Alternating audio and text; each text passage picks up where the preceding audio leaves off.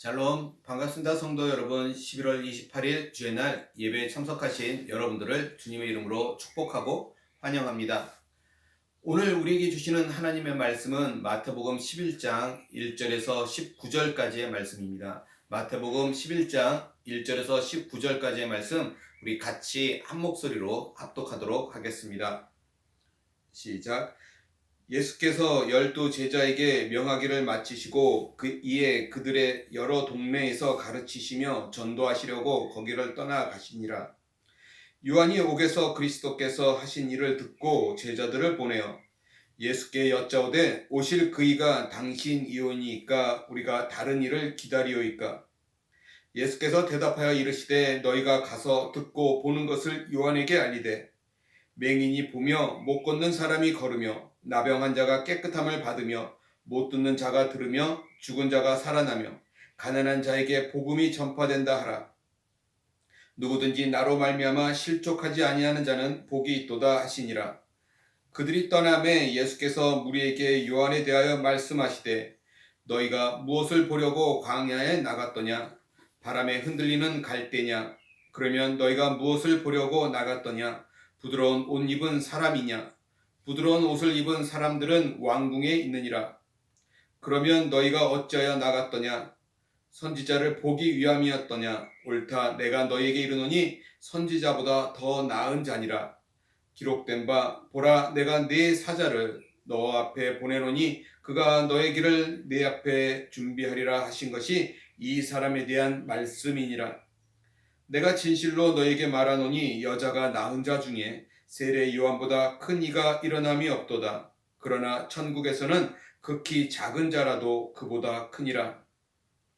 세례 요한의 때부터 지금까지 천국은 침노를 당하나니 침노하는 자는 빼앗느니라.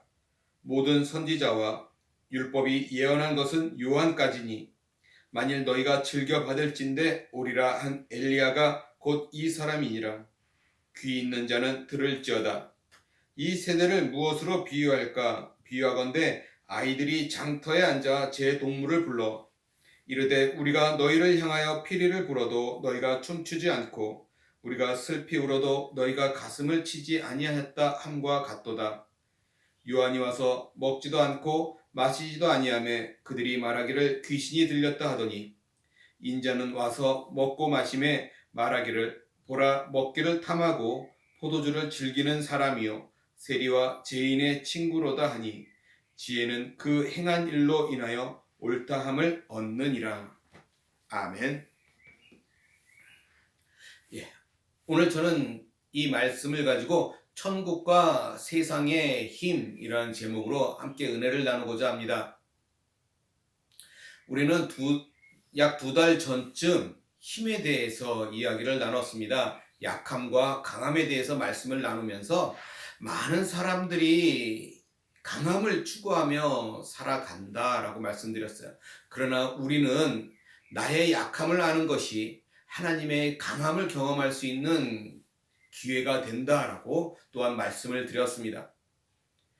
자신의 약함을 알아야 자신을 온전히 내려놓고 하나님을 의지할 수 있습니다.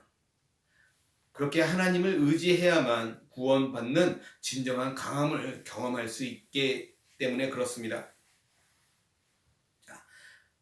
오늘 본문은 세례 요한이 제자들을 시켜서 예수님이 메시아인지 질문하고 예수님께서 그에 대답하신 이야기입니다. 성도 여러분, 우리가 살고 있는 세상을 한번 볼까요? 우리가 살고 있는 세상은 결국은 힘이 지배하고 있습니다. 그래서 우리는 때로 세상에서 이런 힘의 논리, 약육강식의 논리 때문에 상처를 받기도 하고 마음이 아플 때가 참 많이 있습니다. 그런데 신앙 면에서는 어떨까요? 눈에 보이지 않지만 하나님의 나라가 세상 나라보다 더 실제적이고 진실합니다.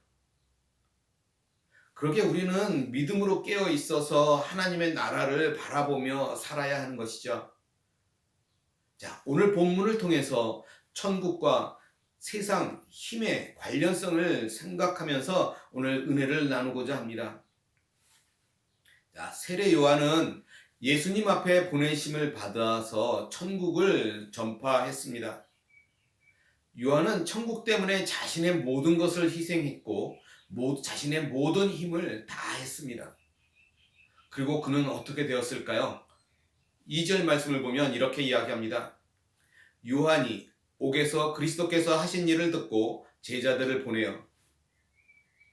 자, 요한이 옥에서 그리스도께서 하신 일을 들었다라고 말씀합니다. 오늘 우리가 읽었던 마태복음 11장에는 그리스도께서 하신 일에 대한 사람들의 다양한 반응에 대한 이야기가 기록되어 있습니다. 그리고 천국에 대한 사람들의 반응의 첫 이야기가 오늘 지금 이 2절처럼 요한이 옥에 갇힌 일인 것이죠. 세례 요한은 구약 시대 마지막 선지자입니다. 그래서 이 세례 요한을 이렇게 소개하고 있어요. 11절 말씀을 보면 내가 진실로 너희에게 말하노니 여자가 낳은 자 중에 세례 요한보다 큰 이가 일어남이 없도다. 그러나 천국에서는 극히 작은 자라도 그보다 크니라. 여자가 낳은 자 중에 세례 요한보다 큰 이가 일어남이 없도다 라고 말씀하고 있는데 이게 무슨 뜻일까요? 지금껏 있었던 다른 많은 선지자들 모세나 이사야나 에레미야나 등 그들보다 더 위대하다고 말하고 있는 것일까요? 그런 뜻이 아니다라는 것이죠. 여기서 크다라고 말씀하고 있는 것은 인물, 사람이 크다라는 것이 아니라 그 사람이 전하고 있는 메시지에 대한 이야기라는 거예요. 천국이라고 하는 관점에서 그의 메시지가 차지하고 있는 근접성, 가까운 거에 대한 위치에 대한 이야기라는 것입니다. 다시 이야기하면 지금 이 세례 요한은 메시아의 길을 준비하는 사람으로서 메시아 바로 직전에 사역을 하고 있었기 때문에 이 세례 요한보다 더 전에 더 멀리에서 메시아의 오심을 이야기했던 다른 어떤 선지자보다 더 큰 선지자라고 말하는 그런 의미라는 것입니다. 그렇게 위대한 이 요한의 이 땅에서 세상의 힘을 사랑하지 않았습니다. 8절 말씀을 보면 이렇게 이야기합니다. 그러면 너희가 무엇을 보려고 나갔더냐? 부드러운 옷 입은 사람이냐? 부드러운 옷을 입은 사람들은 왕궁에 있느니라. 자, 마가복음 1장에 보면 이 세례 요한에 대해서 좀 더 자세하게 설명하고 있는데 1장에 보면 온 유대 지방과 예루살렘 사람들이 다 그에게 나와서 그가 베푸는 그 회개의 세례를 받았을 정도로 많은 사람들에게 인기가 있었다라는 거예요. 따라서 그가 마음만 먹으면 부드러운 옷을 입은 사람이 충분히 될 수 있었을 것입니다. 또 왕궁의 임금 가까이에서 선지자 역할을 하면서 왕궁에서 편히 살 수도 있었을 것입니다.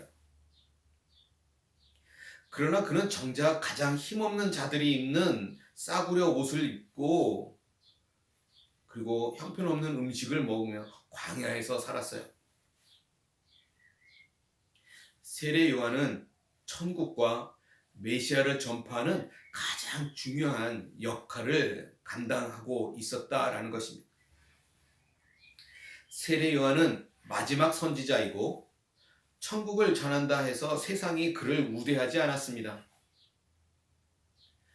당시 갈릴리 지역의 분봉왕인 헤롯 안디바는 자신의 불의한 결혼을 책망한다는 이유로 요한을 감옥에 가두고 그를 죽이기까지 하였습니다.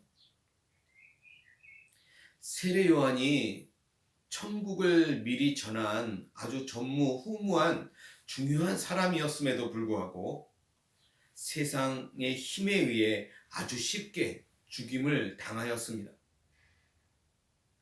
마치 세상의 힘이 천국에 대해 승리한 것 같이 보인다라는 거예요. 자, 12절 말씀을 볼까? 이렇게 이야기합니다. 세례 요한의 때부터 지금까지 천국은 침노를 당하나니 침노하는 자는 빼앗느니라. 자, 이 구절은 해석을 아주 잘해야 합니다. 좀 어려워요. 천국은 침노를 당하나니 라고 말씀하고 있는데, 여기서 이 침노를 당한다 할 때 이 침노의 의미는 침입하여 노략질하는 것을 말합니다. 그죠? 이 단어의 뜻은 그래요. 그래서 단어의 뜻대로 해석하면 조금 어색해지는 것이죠. 왜냐하면 천국은 결코 노략질 당하는 곳이 아니기 때문에 그렇습니다. 따라서 이 말씀을 직역해 보면 이렇게 해석해져요. 힘으로 다루어졌다.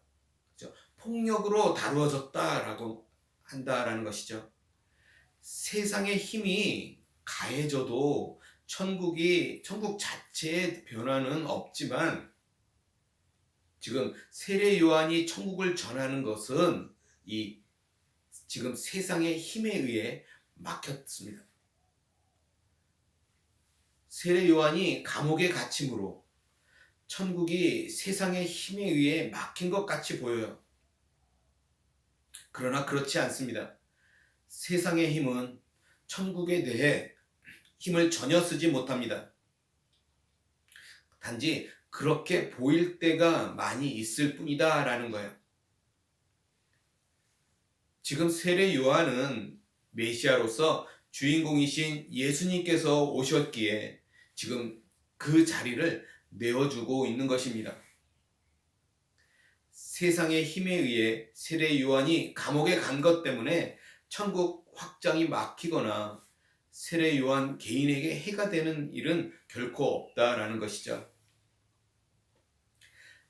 당장은 눈에 보이는 것은 해가 된 것 같지만 모든 순교자가 그러하듯 세례 요한 개인에게는 무한한 영광이 되었다라는 것입니다.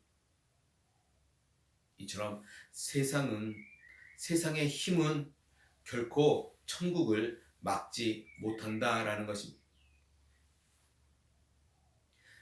또 천국은 이렇게 세상의 힘에 의해 거부당하는 것만이 아니라 많은 사람들의 오해를 통해서도 어려움을 겪게 됩니다. 오늘 본문 3절 말씀을 보면 이렇게 이야기하고 있어요. 예수께 여짜오되 오실 그이가 당신이오니이까 우리가 다른 일을 기다리오이까. 오실 그이가 당신입니까? 라고는 예수님을 향한 세례 요한의 질문이에요. 세례 요한은 자신의 정체성을 너무나 잘 알고 있었던 사람입니다. 자신의 뒤에 오실 분, 메시아이신 그리스도의 길을 예배하는 일, 그리고 그 일을 위해서 하나님께서 자신을 세우셨음을 너무나 잘 알고 있었어요. 그래서 예수님께서 본격적으로 사역을 시작하기 전에 자신은 예수님과 비교할 때 가장 천한 자보다 더 못한 존재라고 말했던 사람입니다. 그런데 지금 예수님께서 사역을 시작하신 이후임에도 불구하고 지금 그가 의심하고 있는 거예요. 세례 요한은 왜 예수님을 메시아로서 의심하게 되었을까라는 것이죠. 그 단서를 찾다 보면 누가복음 3장에 보면 이런 내용이 기록되어 있습니다. 그는 메시아가 오셔서 성령과 불로 세례를 주실 것이다 라고 선포하고 있었어요. 그런데 예수님의 사역은 불로 심판하시는 모습이 보이지 않았다라는 것이죠. 자신은 세상을 향해서 세차게 책망했는데 지금 예수님은 오셔서 죄인들과 함께 식사를 하고 있었다라는 것이죠. 세상을 불로 심판하고 말씀대로 세상의 감옥에 있는 자들도 다 풀려나도록 강력하게 무엇인가를 하셔야 하는데, 그런데 자신도 그대로 감옥에 있고, 그리고 또 많은 유대인들의 기대와 지금 예수님의 사역의 모습은 거리가 멀었다라는 것이죠. 그래서 의심을 하게 된 것 같습니다. 자, 세례 요한은 메시아에 대한 생각에서 메시아의 오심을 오해하고 있었다라는 것을 생각할 수 있어요. 이 요한은 메시아의 초림과 재림을 하나로 묶어서 생각하고 있었던 그런 오해가 있었다라는 것이죠. 예수님이 오셔서 불로 세례를 주는 심판은 예수님께서 다시 오실 때, 재림하실 때 하실 일이라는 것입니다. 메시아의 강력한 힘으로 세상을 심판하고 변화시키는 것은 예수님이 다시 오시는 그 재림 때의 일이라는 것이에요. 예수님의 십자가와 부활을 요한은 경험하지 못했기 때문에 그는 아직 정확히 모르고 있었다라는 것입니다. 세례 요한은 메시아에 대한 어쩌면 제한적인 지식을 가지고 있었다라는 거예요. 그러기에 당시에 예수님을 메시아로 믿는 것은 참 많이 어려웠었다라는 것을 우리가 알 수 있습니다. 그러나 메시아의 오심을 알고 자신에게 임한 천국을 아는 우리들은, 지금 저와 여러분들은 이미 메시아와 천국이라고 하는 복음 안에 있기 때문에 세례 요한처럼 우리가 메시아를 준비하는 자가 아니라 메시아와 함께하는 자이기 때문에 더 큰 자가 되는 것입니다. 그래서 11절 말씀처럼 천국에서는 극히 작은 자라도 그보다 크니라 라고 하는 말씀이 기록되어 있는 것입니다. 오늘날 우리들은 예수님의 십자가와 부활을 경험한 사람들입니다. 이미 천국을 살고 있는 사람들입니다. 그럼에도 불구하고 여전히 천국에 대해 참 많은 오해를 하고 있습니다. 그것은 세례 요한의 오해보다 훨씬 더 큰 잘못이라는 거예요. 본문 12절을 다시 한번 볼까요? 이렇게 이야기하죠. 세례 요한의 때부터 지금까지 천국은 침노를 당하나니 침노하는 자는 빼앗느니라. 침노하는 자는 빼앗느니라 라고 말씀하고 있어요. 이 말씀을 다시 얘기하면 힘으로 천국을 잡으려 한다라는 거예요. 성도 여러분, 천국이 힘으로 얻어지는 곳입니까? 많은 사람들이 더 큰 힘을 가지려고 합니다. 마치 그런 힘이 있어야 천국에 들어갈 것처럼 행동합니다. 그러나 천국은 힘으로 가는 나라가 아닙니다. 믿음으로 가는 나라예요. 오히려 힘이 있으면 자신의 힘을 의지하느라 하나님을 의지하지 않습니다.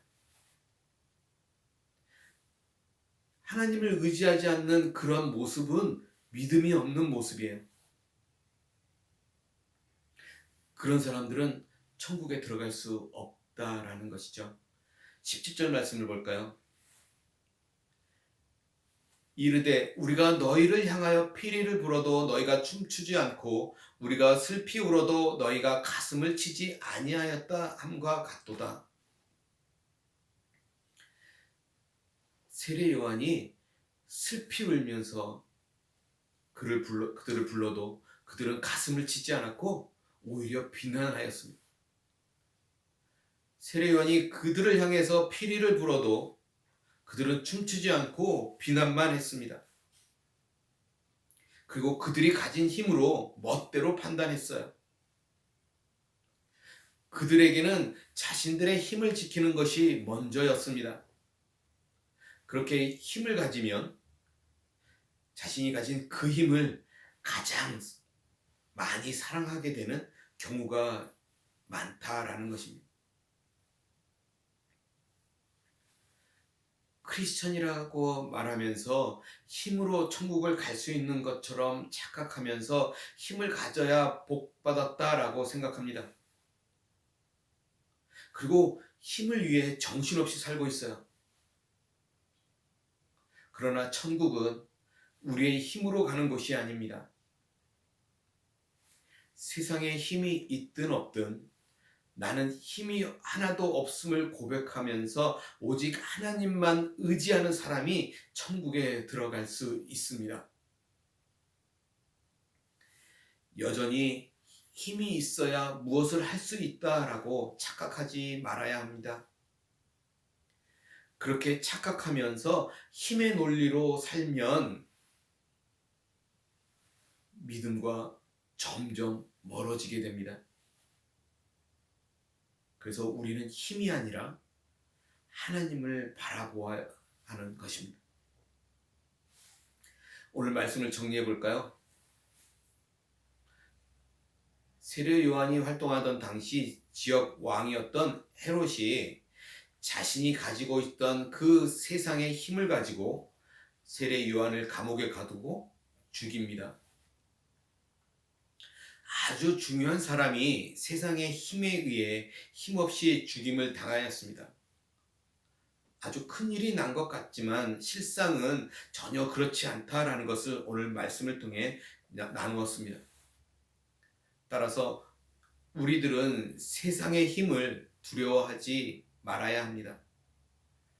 세상의 힘이 모든 것을 하는 것 같지만 실상은 할 수 있는 것이 하나도 없다라는 것입니다. 오직 하나님만이 행하십니다. 사랑하는 성도 여러분, 우리는 쉽게 오해하는 존재들입니다. 그러니 조심하고 또 조심해야 하는 것이 맞습니다. 세례 요한조차도 오해하고 있는 모습을 봤어요. 그러므로 쉽지는 않습니다. 그러나 우리는 십자가와 부활을 아는 사람들입니다. 이제는 세상의 힘의 논리가 우리 교회와 우리 안에 들어오게 해서는 안 되는 것입니다. 그죠? 교회는 힘 있는 사람들이 목에 힘주는 곳이 아니라 모두 힘을 빼고 하나님 앞에 엎드려야 하는 곳입니다. 그리고 하나님만을 바라보아야 하는 곳입니다. 천국은 힘이 아니라 믿음으로 가는 곳임을 우리가 놓치지 않기를 바랍니다.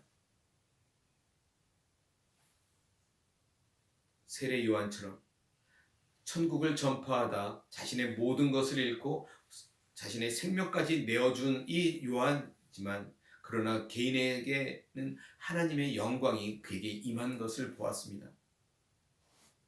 오늘 그 하나님의 영광을 바라보면서 오늘 살아가는 저와 여러분들이 되기를 원합니다. 힘들더라도 하늘을 바라보시기 바랍니다. 환경을 바라보면 우리는 쓰러지고 낙심할 수밖에 없습니다. 우리가 환경을 바라보면 세상의 힘이 우리 안에 들어오게 됩니다. 그러면 우리는 승리할 수 없어요. 오직 우리가 하나님 앞에 엎드리고 하나님을 믿음으로 바라볼 때 하나님의 힘이 내 힘이 되는 것입니다.